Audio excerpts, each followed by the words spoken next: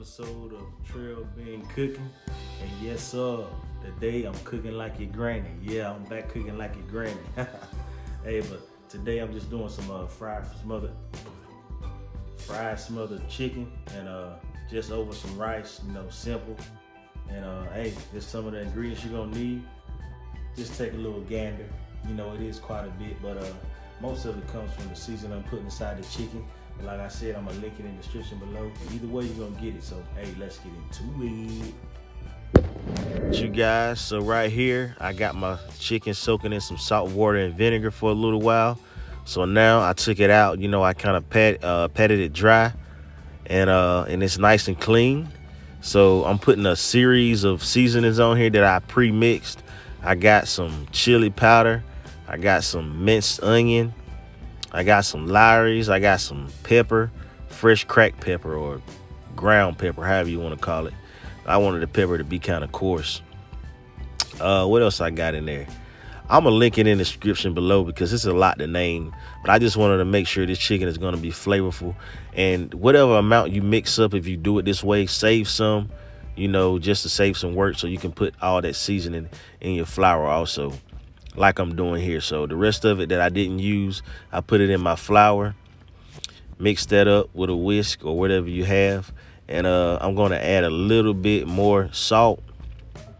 I'm going to mix this up also, and then kind of give it a taste test on my finger and make sure, it's seasoned good, or at least, enough salt is on it, because you don't want a bland batter. So that's good enough for me. Right here, I got my pot. I'm going to put all olive oil, not just regular vegetable oil. I'm going to use olive oil, and I'm not going to cover, make a big amount in there, just enough to fry the chicken some. And right here, once I do fry it, my pan is hot now. I'm not going to cook it long, only for about 5 minutes on each side, just to crisp it up a little bit. And it's going to add some flavor also to the olive oil, because I'm going to use that olive oil, to make the gravy. So right here, I got it about, medium high heat. I went on 5 minutes on that side, came out perfect, didn't go too long. Like I said, the idea here is just trying to get you a nice crust on the outside, kind of bring some flavor to the oil, and it's also going to bring, flavor to the gravy itself. So I didn't mention, but after you put it in there, put your top on. So it's been going for 5 minutes on the bottom side. I put the skin side down first, and then I turned it over and went another 5 minutes on the bottom. So I'm going to show you a piece. You see that? That's just perfect. 5 minutes on each side is perfect, as long as you don't have it, too high. But yeah, everything is looking good. And you see that, man? You see that olive oil? That's just flavor in there, baby. So I got some rough chopped onions. You don't need to chop them real small. Just leave them kind of rough chopped. Nothing special about this. And let these go, let these cook down some. And see, now they cook down some. And I added some more red pepper flakes just to bring some more heat.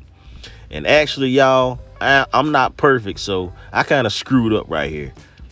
So when I added this butter, I was supposed to add my flour next, but somehow I didn't. I got kind of miscombobulated. But hey, like I said, I'm not perfect. I'm gonna keep it real with y'all. So I'm supposed to add my flour next to kind of cook it down some, cook the flour taste out, as they say. I know y'all probably wondering, what is this right here? This is not whipping cream. This is hot water with some cream of chicken in there. I try to be different. I try to give y'all recipes my way, not the regular way. So now I'm adding my flour, and I screwed up again. I didn't have my whisk. I looked around, so I'm using a spoon. So I'm like, man, I got to find my whisk. It took me a little minute, but y'all, make sure you have all your tools next to you where you can see them. So now I'm working extra hard, trying to make this stuff not be dough. So I'm whipping, trying to get all these little clumps out. And like I said, I'm going to keep it real And that's what happened. So that's why you see me working so hard, trying to get all the little clumps out, because I don't want no clumpy gravy. So yeah, that's what happened with that.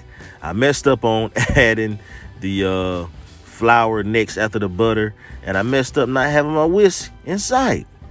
So right here, I'm adding some heavy whipping cream, just a little bit at a time, because I don't want to overdo it. You don't want the texture too much.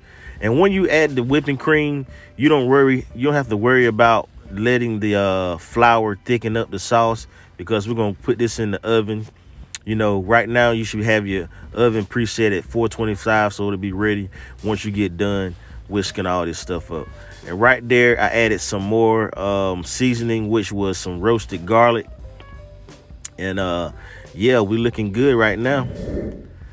So now we're gonna add our 4 pieces of thighs in here. This pan is just the right size. I didn't cook that much. So like I said, you can use a bigger pan, you can use a smaller pan, just depends on what you have. And that is gonna be a thing of beauty right there. Look at that gravy on that chicken. She is finally smothered, and it's gonna taste better than your mother's.